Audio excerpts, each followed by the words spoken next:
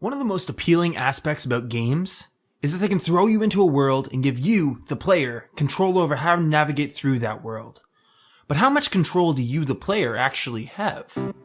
This world you're exploring has been designed to lead you down a specific path, giving you a specific experience. Now, how would a game designer go about doing this? Well, let's start off with a line. A linear path with the illusion of branching options. This ensures that almost every player will have a similar experience. There will also be virtually no confusion on where to go because the designer is holding the player's hand. But this also limits the player's experience, potentially hurting the replayability and the player's sense of agency over the world. This could also lead to the player not seeing cool stuff because they are directed to follow such a specific path.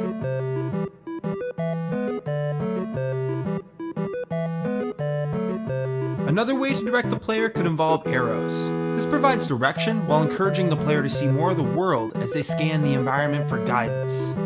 The player is set down a clearly defined path, allowing for a tailored experience. Though this method is potentially immersion breaking, as it is clear that these arrows exist only to direct the player. They address the fact that you are indeed playing a game. So an alternative to this is something maybe a little more subtle. Use of things in the environment like road signs, trees, lines, and even light can be a great way to guide the player.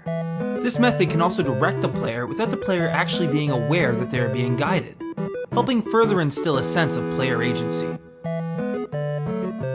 Speaking of player agency, one way of helping a player feel like they have a choice is having multiple paths. But branching paths means more content, which can be costly during development. A popular method is to have multiple paths, but have them lead to the same destination. This can help the player feel like they're having their own experience that's different from other players. So now, with everything we've gone over, it's probably obvious to you which way the designer wants you to go. So let's go the other way.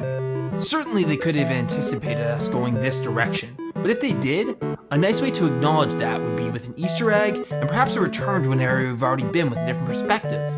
This is an example of filling the negative possibility space, a way of rewarding the player in some way for their willingness to explore off the beaten path. Sure, it doesn't progress the player towards the goal, but it helps flesh out the player experience, and at the end of the day, that's the kind of stuff they'll remember. I hope you enjoyed this brief example of principles in game design as played in an actual video game.